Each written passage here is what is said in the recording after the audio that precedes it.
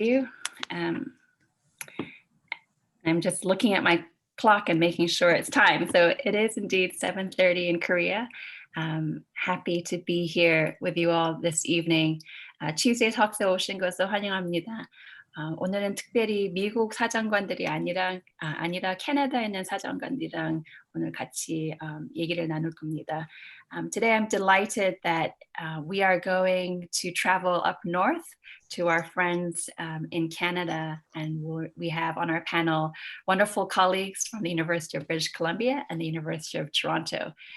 So really excited to have both Marissa and Tom here today, and we'll be discussing just how the system works in Canada and how you can move forward in applying to these wonderful institutions. So just the normal housekeeping things in terms of questions. There's a chat box in Zoom. If you're tuning in with us on YouTube, you can use the chat box there and we'll be bringing it over to Zoom. But if you are able to log on to Zoom, that will be really fantastic because it will be a little bit more in an interactive Tuesday Talks. And so you'll be able to participate probably a little bit more actively if you are on Zoom. But if not, don't worry, you can still do that on YouTube as well.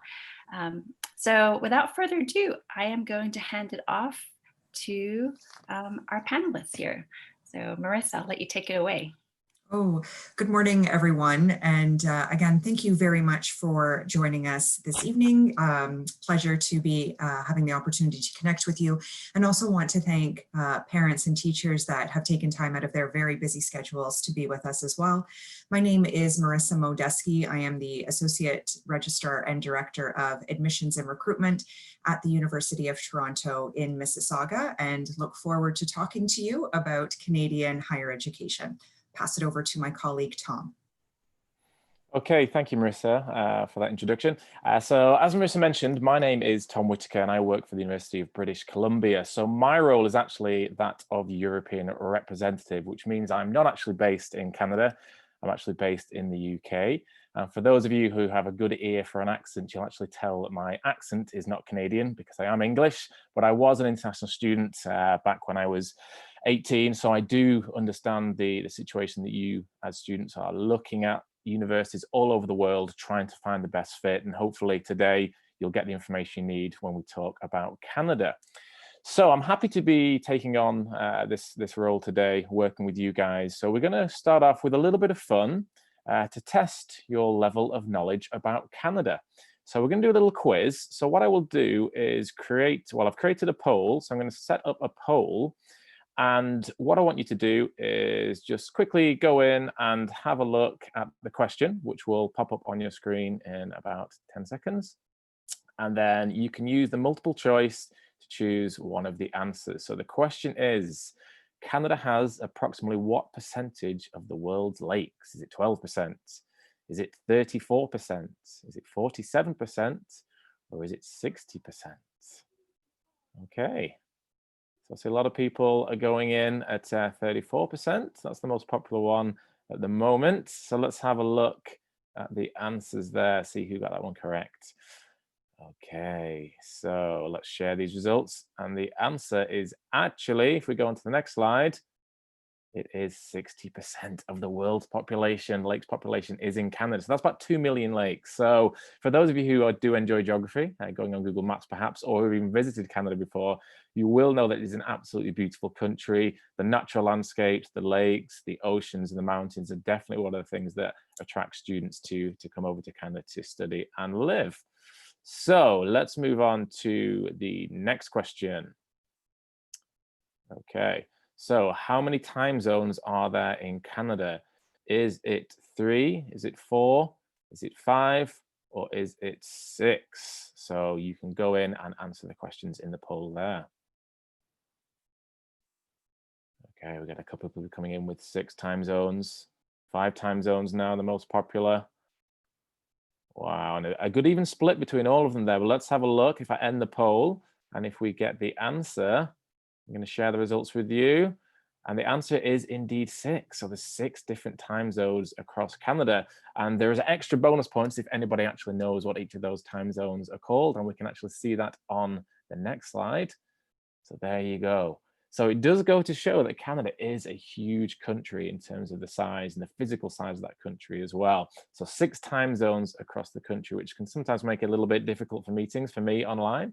But on the whole, beautiful country and very, very vast, very, very large. When you're actually looking at the maps of Canada, you can see that huge lake that you can actually put my country, England, in that lake. That's how big Canada is. Okay, so let's move on to the third question. What do we call a $1 coin in Canada? Is it a loonie? Is it a toonie? Is it a dollar, a buck, or a shilling? Sorry, loonie, dollar, buck, or shilling? Okay, we've got a few answers coming in. Loonie seems the most popular. A dollar would be the obvious one. A buck as well is in there. So we've got all the answers. So let's share those results with you guys. And if we go on to the next slide, we'll find the answer, and it is a loonie. Okay, so if you actually see on the coin, there is a bird on there, which is a loon. So hence the name, a loonie. Okay, so we're going to move on to the agenda now. So I'll close down that poll.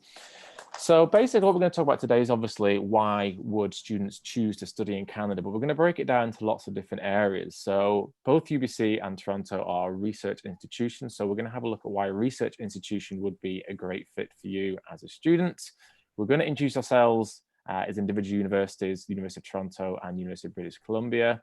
And then we're also going to have a deeper look in terms of what you need to be doing in order to be able to pay for the courses, how much does tuition cost, what student support is there, are there opportunities outside the classroom, what is available in terms of scholarships and awards as well. And then we'll also wrap things up with the admissions process as well. So I am going to hand back over to Marissa to talk about why Canada. Thank you very much for that, Tom, and thank you for getting us started on such a jolly Canadian note this morning. So why Canada? Why might you be considering post-secondary education in Canada? Well, lots of reasons. First of all, if we look at how Canada has handled the COVID-19 pandemic, I think it's important to note that we have seen extraordinary leadership throughout this crisis. It's been responsive, transparent, thoughtful. We've had a people-first approach, and we're very proud to be supported by strong national leadership.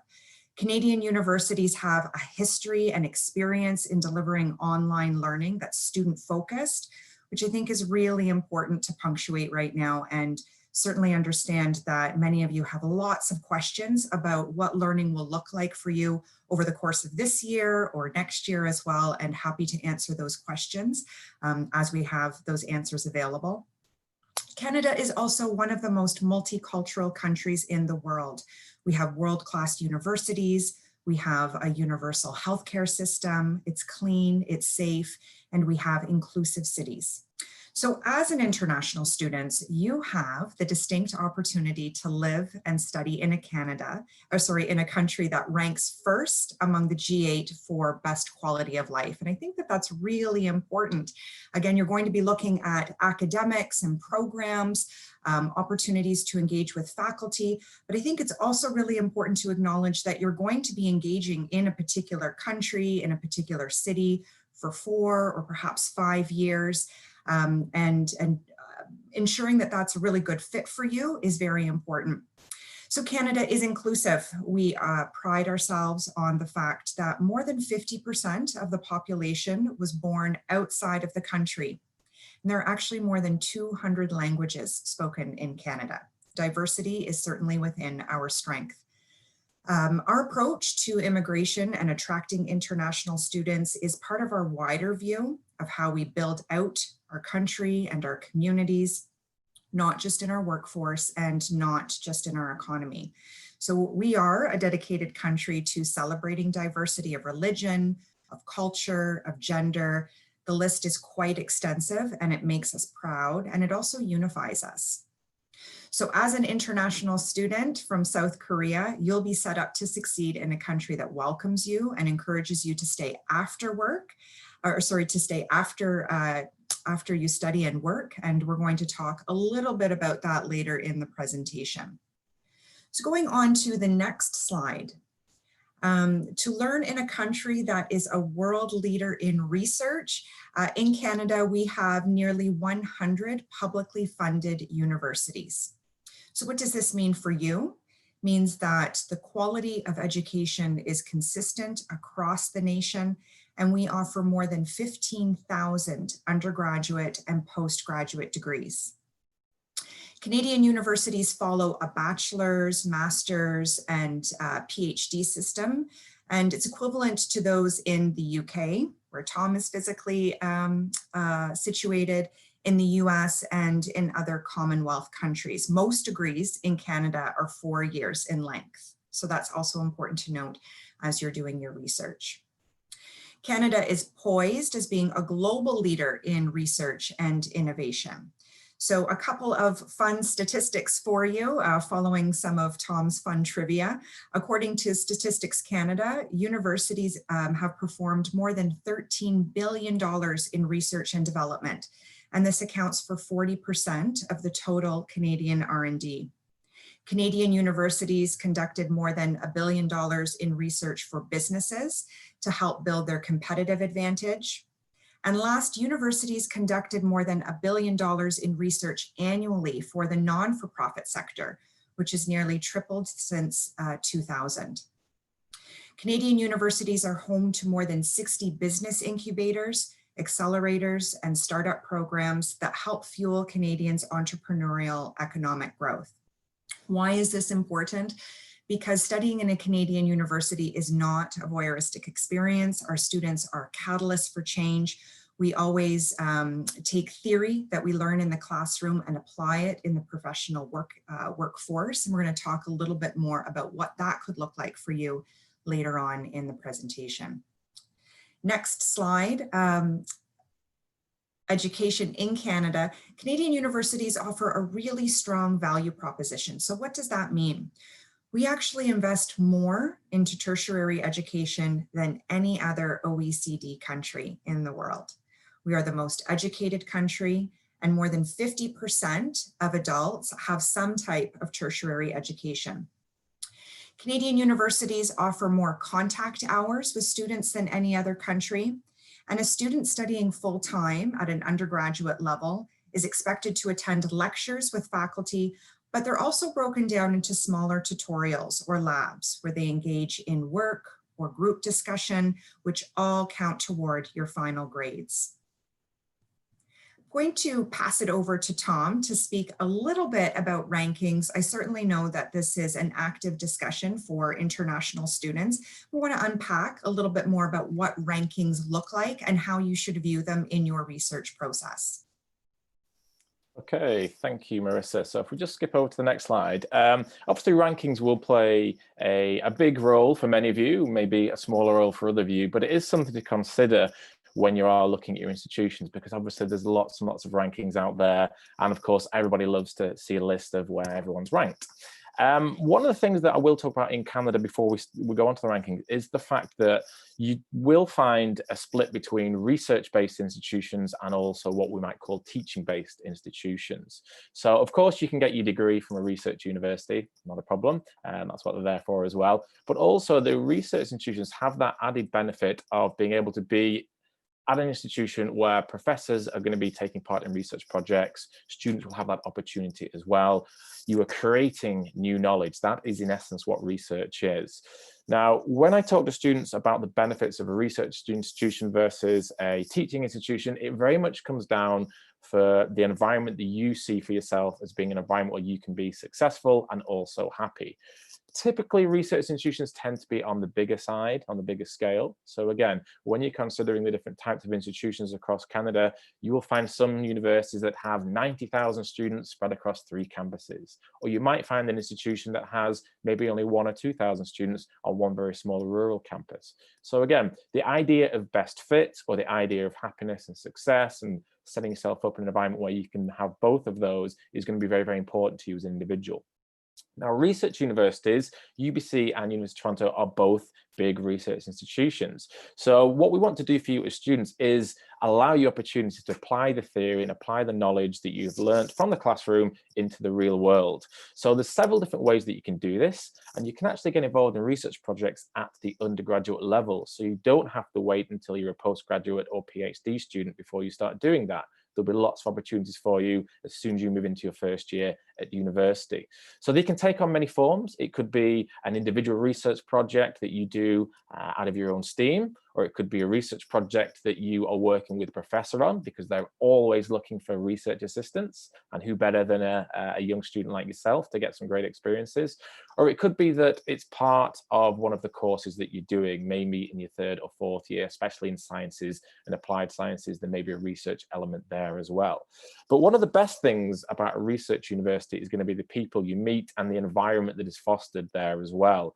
So a research university, typically a very, very high reputation, great academic quality, but also the question I love to ask students is, who else will you meet at a research institution other than students that is going to be influential? So just take 10 seconds, have a think about the people you're going to meet at a research institution. Okay, yes, it's students, but also the professors. Okay, the professors want to be at these research universities because there's great resources, there's great budgets, and they're doing great things in the world. So I want you to have a think about some of the favorite teachers that you've had in high school and maybe in middle school or elementary school. And I bet the one thing that links all those teachers together is the fact that they're very, very passionate about their subject areas. And that will carry on at research institutions, because those professors are still actively engaged and interested in the subject areas, which is why they're taking part in research projects. And in essence, they're still students themselves. They're still students of their research field. So if they're excited and they're passionate about what they're doing, then hopefully that will translate into the classroom, and you can feed from that and do great things in those areas as well. But again, research, have a look online. I guarantee if you type in an area of research that you're interested in and follow it with UBC or University of Toronto, you'll find some interesting things that crop up. And also, once you actually get to the campuses, you can pick and choose classes with professors that have research backgrounds and research interests that might match your own as well. So a great match of students and professors there as well. So if we just move on to the next slide, I'm going to touch on rankings here as well, because Canada is very, very well regarded in terms of world education. It is in one of the top 3 study destinations in terms of quality. It is a public system, as Marissa mentioned. So across those 97 universities, the quality is universally high because they have to maintain very, very high standards in order to keep getting funding from the provincial governments. But to give you a little snapshot of the rankings, you can see here that in the top 40 of Times Higher Ed, QS World Rankings, the academic ranking of the world, and also emerging global employability rankings, both UBC and Toronto are always ranked in the top 40. We're usually joined by our colleagues at McGill, who are based in Quebec. But also, if you start looking at top 50, top 100, top 200, you'll start to find more Canadian institutions there as well. So rankings, yes, they do give you a snapshot of the quality of that institution, but it's not necessarily the be all and end all. As I mentioned, a lot of the potentially smaller Canadian institutions that you will find that maybe only have 1,000 or 2,000 or 5,000 to 10,000 students may not be a research-based university and might not be quite as high in the rankings as some other institutions, but definitely if rankings play a part in your overall importance of what you're looking for from a university, then you'll be rest assured that there is very, very high quality across Canada, and UBC and Toronto definitely up there in the top 40 every single year. Now, what we're going to do is shift over and have a look at our campuses. So we're going to start with the University of Toronto, and I'm going to fire this one back to Marissa. Thanks, Tom. So downtown Toronto, the University of Toronto is Canada's largest university. We're actually older than the city of Toronto, if you can believe it. Piggybacking on what Tom was just speaking about with rankings, we do rank 18th in the world. So a U of T degree is certainly portable, regardless of where you choose to work and continue your studies afterwards. Approximately 20% of our student body is international, and South Korea students are represented in our top 5 countries of citizenship. So if you do decide to study at the University of Toronto, you'll certainly be joined by a very strong South Korean community. We have more than 600,000 alumni across the globe, and once again, South Korea is represented in our top 10 countries. Being a large university, we have more than 90,000 students spread across undergraduate and graduate programs. And we attract fantastic academics and students from across the globe to all 3 of our campuses. Insulin, the world's first nerve transplant, stem cell research began at U of T. Just a few weeks ago, the University of Toronto's Dalai Lama School of Health launched a new institute for pandemics to help the world prepare better, to fight smarter, and to recover faster from crises caused by communicable diseases and COVID-19 specifically. These are just a few examples of discovery and innovation and research. U of T has produced Academy Award winners, Olympic athletes, prime ministers, and award-winning authors such as Malcolm Gladwell and Margaret Atwood. If we look at the next slide, the University of Toronto is essentially one university with 3 campuses. So we have a Mississauga campus, which is just west of the city of Toronto. That's where I physically work, and it's a mid-sized institution. We have about 15,000 students, and there's lots of green space at our campus. We have more than 225 acres of green space. The campus offers state-of-the-art, brand new facilities with innovative technology. And if you move a little bit more east, we have the St. George campus. That's the founding U of T campus. It's located in the heart of downtown Toronto, the city center. It has more than 35,000 undergraduate students and really a mix of older Gothic style buildings along with new modern facilities.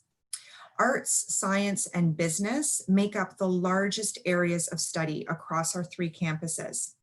If you apply to a faculty at the St. George campus, you'll be part of a smaller community known as the college system.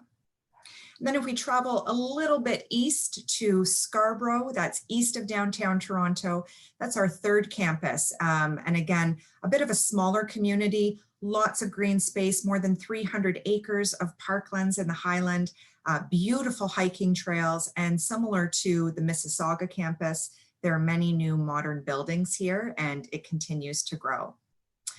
The last slide, U of T offers more than 700 programs and 10,000 courses that you can select from. So pretty much anything that you're interested in, we have it. And there's lots of flexibility. Gives you an opportunity to combine different interests. And I think that this is really important as you're engaging in your research process. We really don't want to pigeonhole you, and we want to give you the opportunity to explore a lot of different areas and then hone in on your program interests. You can do double majors, minors, specializations. We have art, business, science, engineering, architecture, kinesiology, music. So just as an example, a student could specialize in engineering and minor in music. Or perhaps you do a double major in biology and chemistry and do a minor in history and languages. In terms of what you study, there are 5 different learning communities or faculties, again, that you can choose from. We're going to talk a little bit later in the presentation about funding your post-secondary education and scholarships and awards. But I did want to take an opportunity to talk about U of T specifically. We offer a very generous scholarship program for international students. In fact, just last year, we launched the International Scholars Award.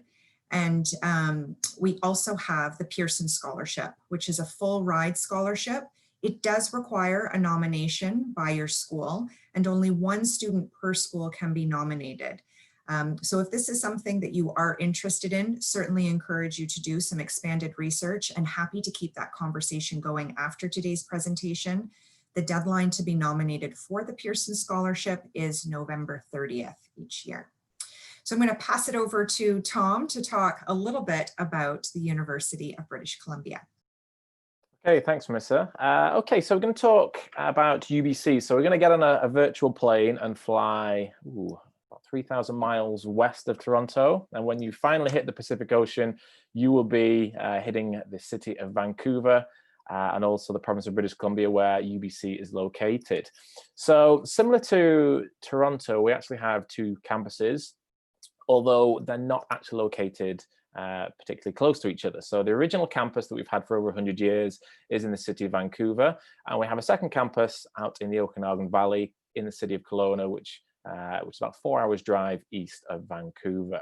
But I want to just concentrate for a minute or two on UBC as an institution as a whole with both of those campuses. Now, in terms of sort of the academics, we've already looked at the rankings. You already know that UBC is a World Top 40 institution. We know how that can factor into choosing your universities. But I also want to talk about what makes a UBC student, or what makes the UBC campuses so special. We are in a beautiful part of the world. We do attract students from over 160 different countries. So we are well known as being one of the most international universities in the world. But that's not necessarily only limited just to the students. We also have professors coming from all over the world and staff from all over the world as well. So one of the huge benefits for that to you as a student from that is the fact that you're going to be able to meet students and professors from lots of different backgrounds, both culturally and academically, and you'll be able to learn from them as well, especially when you're in those classroom environments working on projects together as well. So not only will you be working towards a degree by yourself, you're going to have that support and also the opportunity to meet other people and really start building your network from year one. So why is that important? Why is it important to build your network? Well, right now you're in high school, and I imagine you've probably been planning where you're going to go to university for the past 2, maybe 3 years. And it's the same thing once you get to university. Once you're there, you start meeting people who might have a great influence on your future career choices, or your future career path. So you start to build your network. There's also plenty of other ways that you can build your network outside of the academics as well. And this is one of the best things about the Canadian university structure, is that we do offer lots of opportunities outside of the classroom for what we call experiential learning.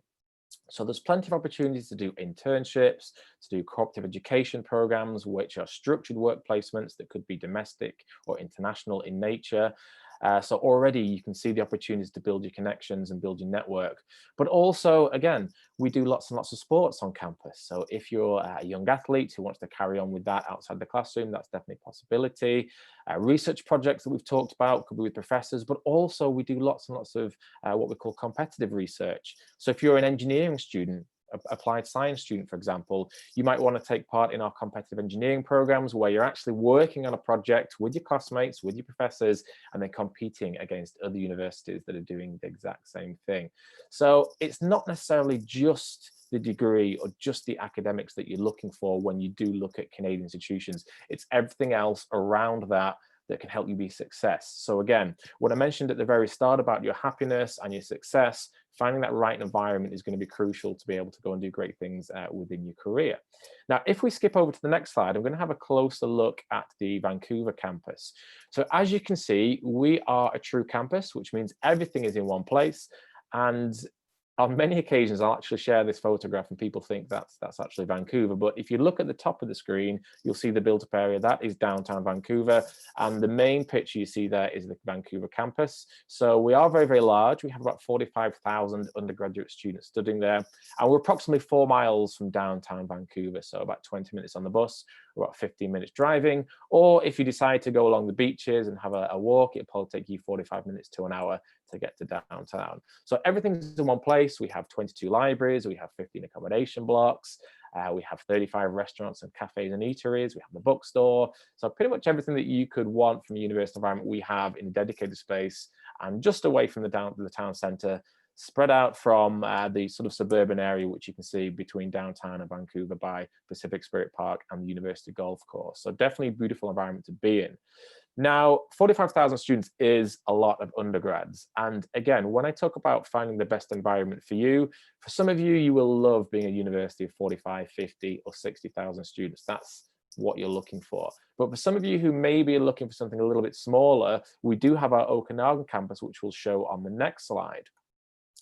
So we started this campus about 15 years ago in order to give the UBC academic structure in a different part of the province, because as you remember, it is a provincial university and we are working to provide education for students, not only internationally, but also domestically. So the Okanagan campus is about 4 miles outside of the city of Kelowna, set in the beautiful Okanagan Valley. As you can see, it is quite a bit small on the Vancouver campus, but it's still a good size. We have around 9,000 undergraduate students studying there in comparison to the 45,000 that you have at Vancouver. So definitely, if you're a student that prefers maybe smaller class sizes, or maybe might be a little overawed at the big city or a campus with 45,000 students, medium-sized, small to medium-sized universities, sort of 5 to 10,000, could be a great option for you as an individual.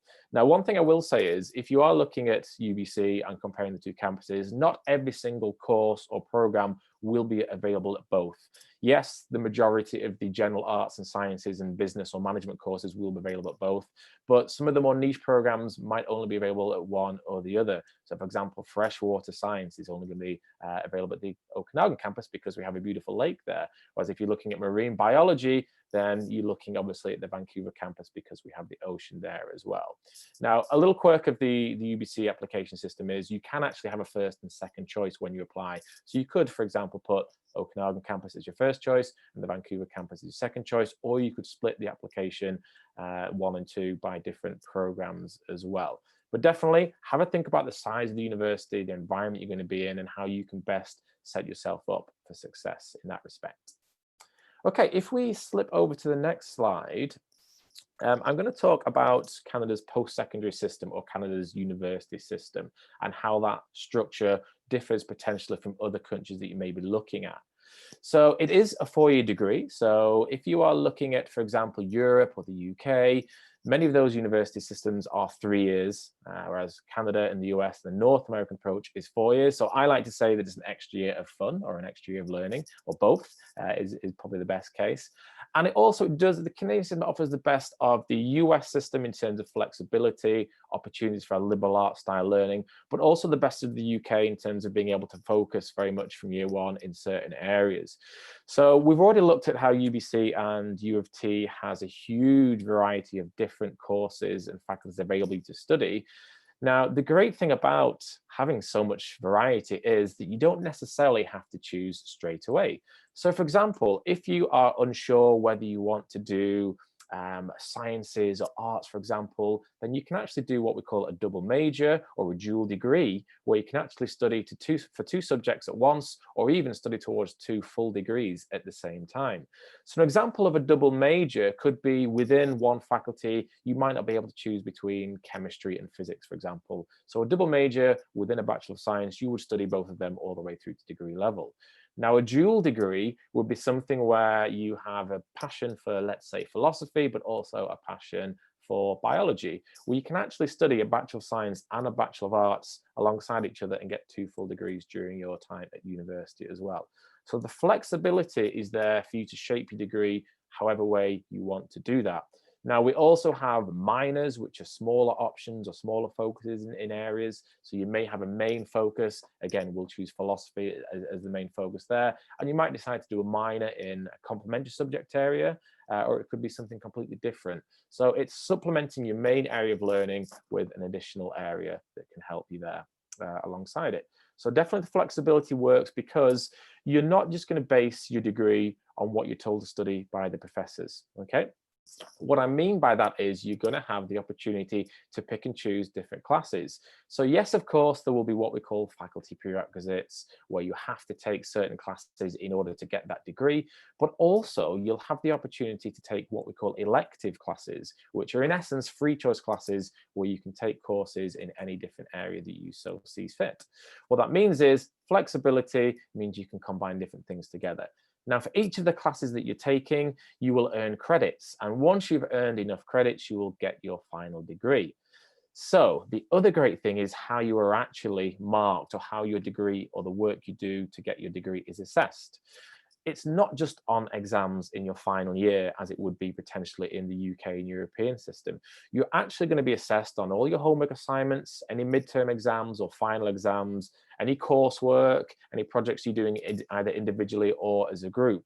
all the work you do counts towards your final degree. So what that means is all the work you're doing in your first year is equally as important as the work you're doing in your final year. So you're earning that degree as you study, or earning as you learn, as I like to say. So by the end of year one, you will have completed about 25% of your degree. And by the end of year two, you'll have completed around 50% of your degree, and so on and so forth. So what it means is it's really helpful in terms of studying, understanding what you've done, and knowing that you've got those grades in the bank. And if you do have a poor semester or you get a bad grade in a class, it's not going to be the end of the world, because you'll have already worked really hard in those early years to get a good GPA, which will stand you in good stead moving forward. Okay, if we move on to the next slide, because we've already talked about campuses and sort of the campus communities, I just want to quickly touch upon the application process before I pass over to Marissa, sort of for finances and career opportunities. Now, every university in Canada will do things slightly different. In general, most universities will open up their applications 10 or 11 months ahead of you beginning. So for you students looking for a September start, most of the application windows will have opened already at most universities. And also what we're looking to do is apply directly to institutions. The one caveat there is if you're looking to apply to university in the province of Ontario, where the University of Toronto is located, you should go through the Ontario University's application centre. So that kind of acts like a central hub where you can apply for several universities at once. But for other universities in different provinces, typically what we're looking for is you to apply directly to that university, usually through their website. Now, again, what are universities going to be looking for in order to be admitted? If we go on the next slide, we can have a closer look. In terms of what we're looking for, we're looking at high quality academics. So typically we're looking mainly at your grades from the past 2 years, and also some universities might look a little bit further back and look at the past 4 years. So for example, at UBC, we're looking at your IB scores, your domestic curriculum scores, we're looking at your A-level scores, but we'll also look if you've done any pre-IB, middle years program, or done IGCSEs or anything like that as well. Now, obviously, most of you will be applying before you've taken your final exams. So we are going to look at your interim grades or your predicted grades that the school will provide for you. And typically that's all they're going to look for in Canada. Some universities might look a little bit extra. For example, we do have a personal profile at UBC where we ask you to answer a few questions about what you're doing outside of the classroom with your extracurricular activities. And the main thing we're looking for that is what have you learned from these experiences, because we do understand that the academics only tells us one part about you as an individual. So the personal profile is your opportunity to tell us what you're learning outside of the classroom environment. Now, deadlines will vary for the application depending on the university. Most have a deadline around mid-January, but I do know that University of Toronto has an earlier deadline for their rounds. So I'll let Marissa talk a little about that later on. But again, most universities will work on what we call a rolling admissions basis, which means the sooner you apply and get all your documents in, the sooner you're going to be reviewed by the admissions team, and hopefully the sooner you're going to get an offer back from that institution. So apply early and you've got a better chance of hearing early from that university. Now, if we flip again to the next slide, I'm just going to look a little bit closer what we're looking for in terms of academic performance. Some universities might put what they're looking for in terms of grades requirements on the actual website, although some others that work on a more competitive admissions basis, they won't have that. So certainly UBC, you could spend all day trying to find what grade you need, for example, for IB or other curriculums, and you won't find it, because what we do is we wait till the applications come in and we're going to take the best applicants from the applicant pool in that particular year. So don't waste too much time at UBC's website trying to find those grades. Just work hard in your studies to get the best grades you can, and have a look at the personal profile and put that together well, and hopefully you'll be admitted there. Now, in terms of what we might call prerequisites, what courses do you need to take for different faculties? Again, they will vary. What courses you should be taking at high school to get into an engineering degree is obviously going to be very, very different than what you will need to be getting into a faculty of arts or study towards a humanities degree. And also there might be slight variances when you're looking at different universities. So again, make sure you're looking at the faculty prerequisites when you're applying to a university's faculty. If it's engineering, obviously we're looking probably at maths, physics and chemistry. If you're looking at business, maths is usually an important role there as well. And again, if you're looking at humanities and arts, typically, as long as you're getting good grades overall, that would what they'd be looking at. Now, when we just have a quick point on the last slide there, a quick look at the slide on the last point, entry is competitive, especially when you're looking at UBC in Toronto. So make sure you are studying hard all the way through and you're putting your best foot forward. And also that personal profile element for UBC is going to be very, very important. So admissions requirements, supplementary information. If you are looking to do something like fine arts, then a portfolio would be required. If you're looking at doing acting, maybe an online or in-person audition. If you're looking at, for example, UBC's business school, we actually have a video profile where we'll ask you to record yourself answering some questions, which you'll then send in, and our staff will mark those and give you a score for those that goes together with your general academics as well. Also, recommendation letters, they're typically not required in advance. There are a few exceptions to that rule, especially if you're looking at some of the big scholarships, but most universities might ask for contact details of a reference just in case we need to get in touch with them at some point in the future. So again, just to reiterate, the main thing that Canadian institutions are going to be looking for is a strong portfolio of academic results and also good predicted grades for your final courses as well. So on that note, I'm going to pass over to Marissa to talk about financial opportunity, the finances, and career opportunities, and also student support. Okay. Thank you very much, Tom, for that very robust overview on the admission and the application process.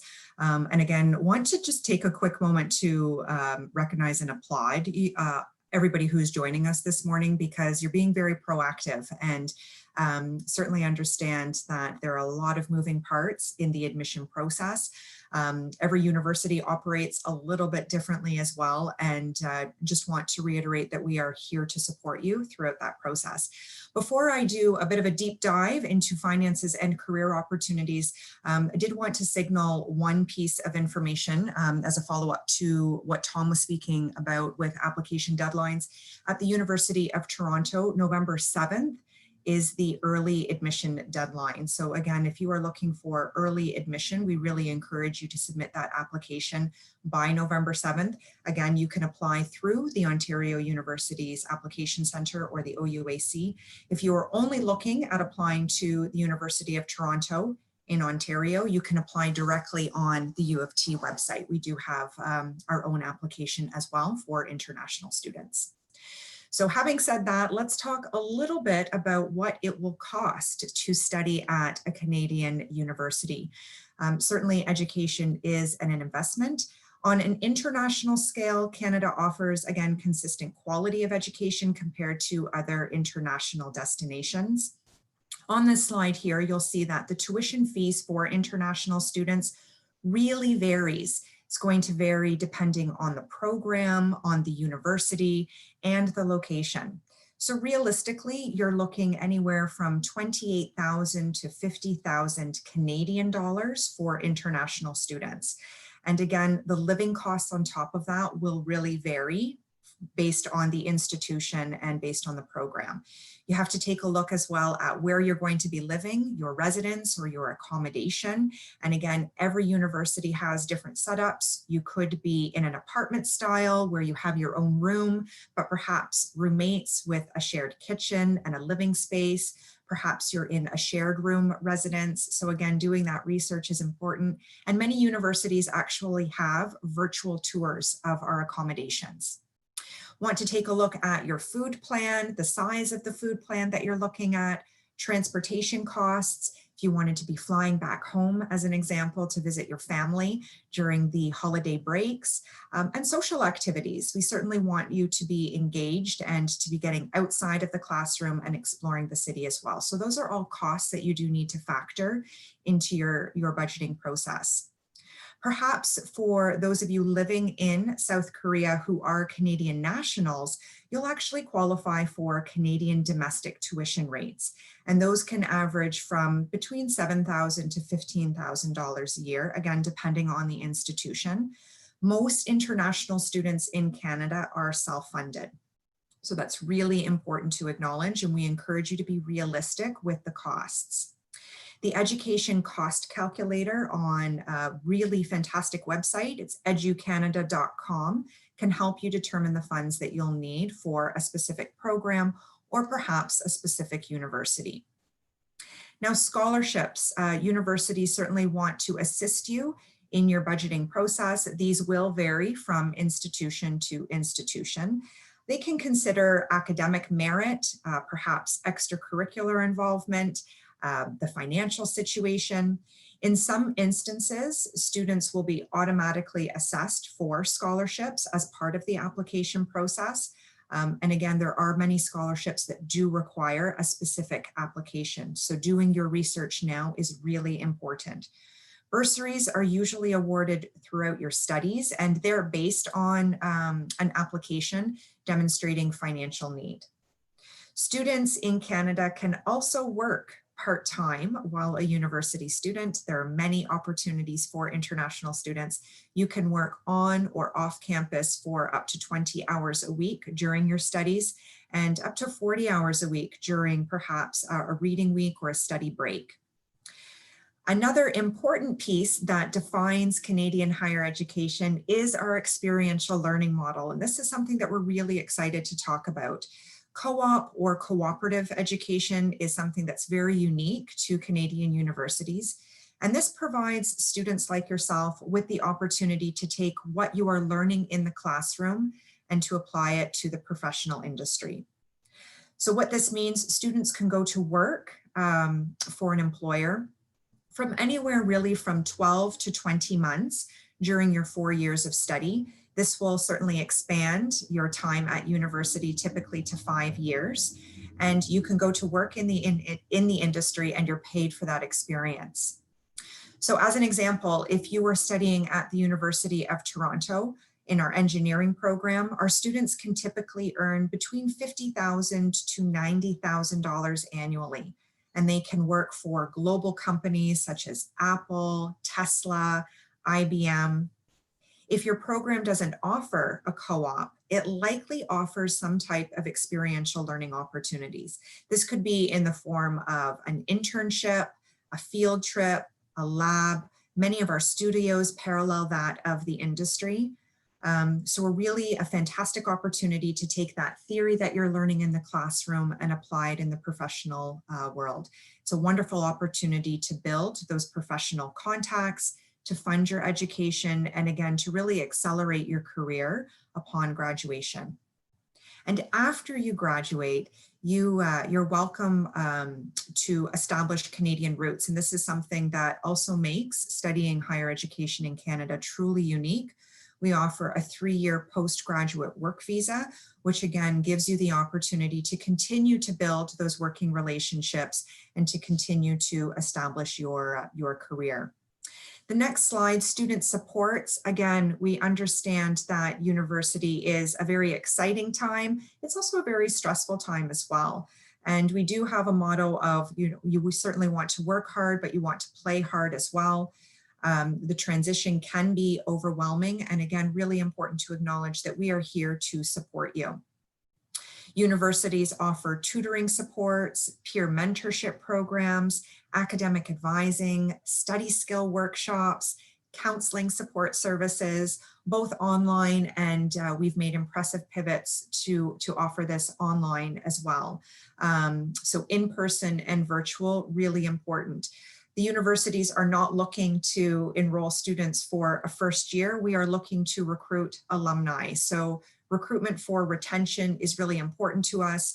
And we do have a commitment to ensure that you succeed and that you thrive when you come to a Canadian university. University is also a lot of fun, and the fun really kicks off even before your classes during orientation. Every university across Canada will introduce you to the hundreds of different clubs that you can be a part of, interest groups, organizations. Perhaps you're interested in government, you're interested in athletics, you want to join a varsity team if you are a bit more competitive. We also have hundreds of different intramural sports that you can be a part of. So again, it's really important that you're balancing that academic career with personal interests as well. And we really do find that that sets students up for success. Going to continue on to the next slide. Again, we want to ensure that these conversations continue after today. And for you to be engaging in that research is really important. all of the universities across Canada offer really unique ways for you to engage with us. At the University of Toronto, we have what's called Fall Campus Week. It's an entire week starting the week of October 19th.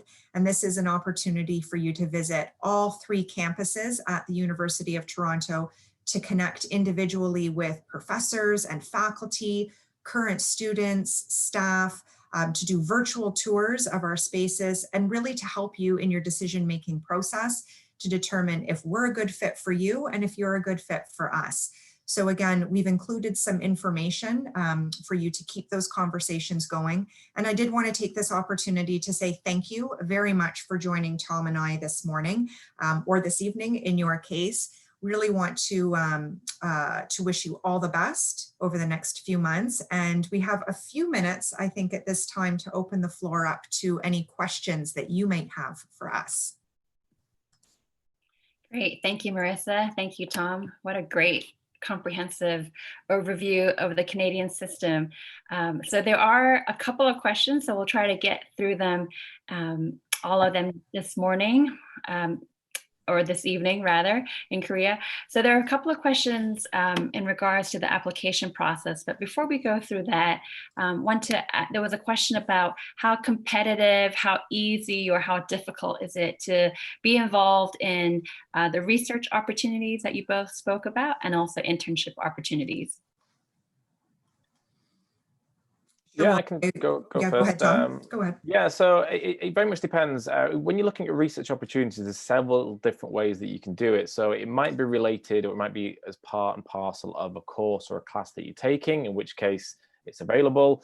Some of the research placements will be competitive. So for example, if a professor is looking for a research assistant, it's likely there's going to be several people interested. So those things will be competitive. But again, students might be able to do some research on their own afterwards, or their own project that they're working on as well. They will just need to find a professor that can advise them on those as well. So there's going to be lots of opportunities for students there, as long as they're looking in the right places.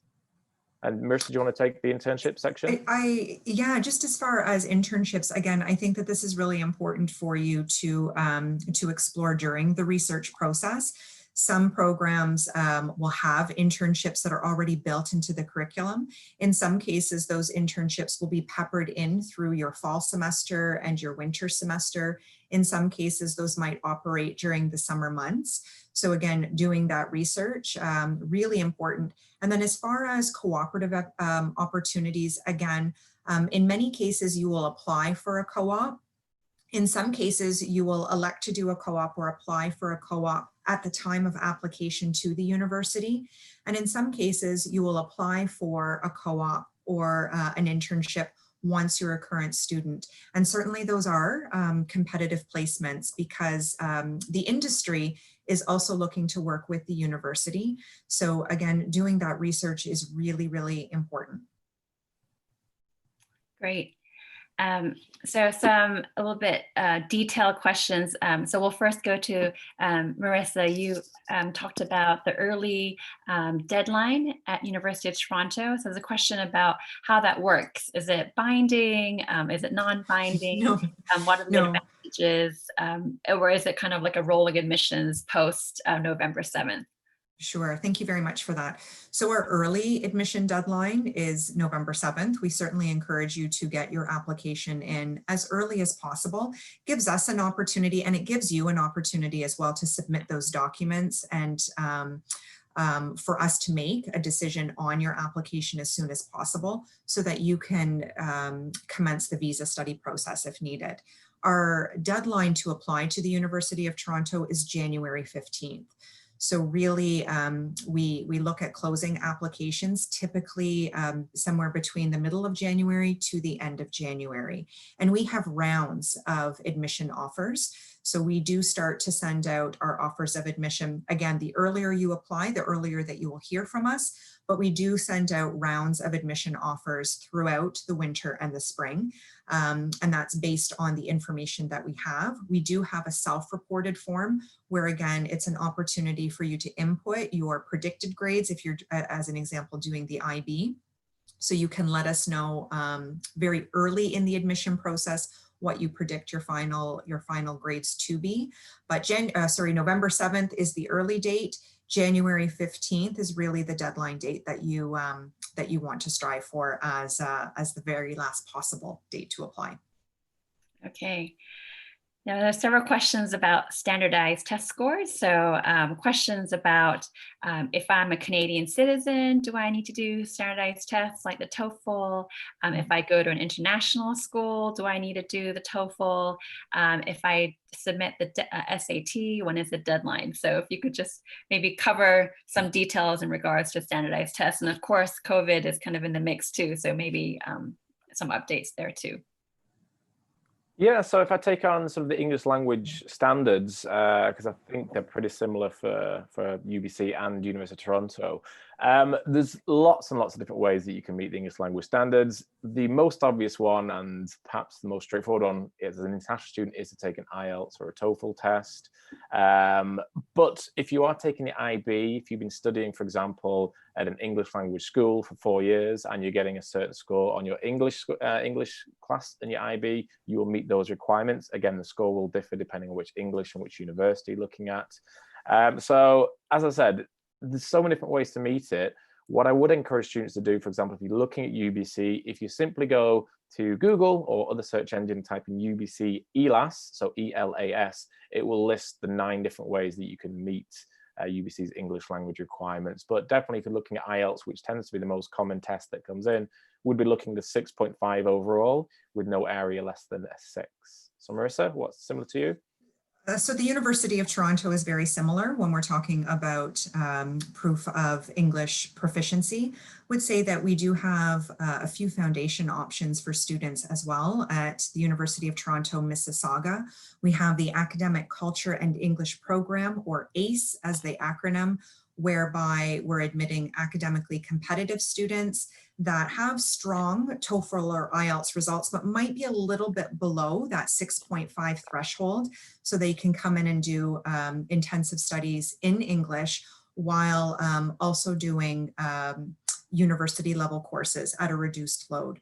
We also have that opportunity available to students at our Scarborough campus. It's the Academic English Program, and we have an International Foundation Program at the St. George campus. So those are opportunities for students as well. And again, echoing what Tom has said, it's really meant to ensure that you're set up for success. When it comes to things like standardized tests with SATs and ACTs, the University of Toronto is actually going test optional this year. So I think that that's a really important piece to punctuate right now. We've certainly started to receive a lot of positive feedback for that. But again, I think it's really important that you are going to the university websites to be doing that research. Great. There's a great question from a student who is more musically oriented and is asking, is there a way for her or him to showcase their music ability in the application process? So at the University of Toronto, we do have a music program, and certainly the non-academic process is weighed very heavily in the selection process. And I would invite the student to connect with me directly following the presentation, and happy to put you in direct contact with the Faculty of Music about that. Yeah, and the same thing with us. We have a music school, so you can actually choose performance, or you can choose music history, music production, so a lot of different options within there. But in terms of the application, we do have the personal profile. So it could be that the student is looking to pursue another degree other than music. And if so, that's great, but they can always talk about their experiences through their music in the personal profile as well, because I'm sure they've had some great learning opportunities there. Wonderful. Well, we are coming to the end of the hour. So as we wrap up here, I do want to give Marissa and Tom an opportunity to close this session and just say any closing words that they want to say. Yeah, I'll let you both end our talk here with your final thoughts. I want to say thank you again for joining us this evening. It's a very exciting time for you, and in many cases, the biggest decision that you've made to date. We're definitely here to support you throughout this process. and really look forward to keeping in touch. And I would say, if you can connect with us during virtual tours or web chats, we are here, and look forward to welcoming you to the institution, hopefully next September. Tom? Yeah, thank you. Same thing from me. Thanks to Marissa and also the team at Initial View for putting this on, but also mostly thanks to you guys for joining us today. I know it can be stressful at times looking at universities, especially when you're looking internationally and you might be leaving home for the first time, leaving your friends and family, but try and enjoy the process and try and figure out what the best place is going to be for you, both academically and also in terms of lifestyle and the social side of things, so you can be successful and happy in there. And as Marissa mentioned as well, don't be afraid to get in touch with us, send us any questions that you might have, and also for any other institutions in Canada that might be looking at. We are a very friendly bunch within the universities of Canada. So definitely get in touch, and just wish you the best of luck with all your endeavors in the future. Big thanks to Marissa and Tom for joining us today. Really appreciate your expertise and your time. And also, I just want to reiterate what they just said, that they do want to hear from you. There were some other great questions up here that we were not able to get to. So please use these emails to good use, where you can ask your questions, and also realize that their websites are very robust with great information. So do your research and come back with good questions that you might not find on the websites. So thank you very much once again for joining us for Tuesday Talks. We really enjoy this time communicating with you and learning together. I certainly learned a lot, and we will be back again next week with some great performing art colleges, and we'll be talking about that process. So all the best, everyone, and good evening. Bye. Bye, guys.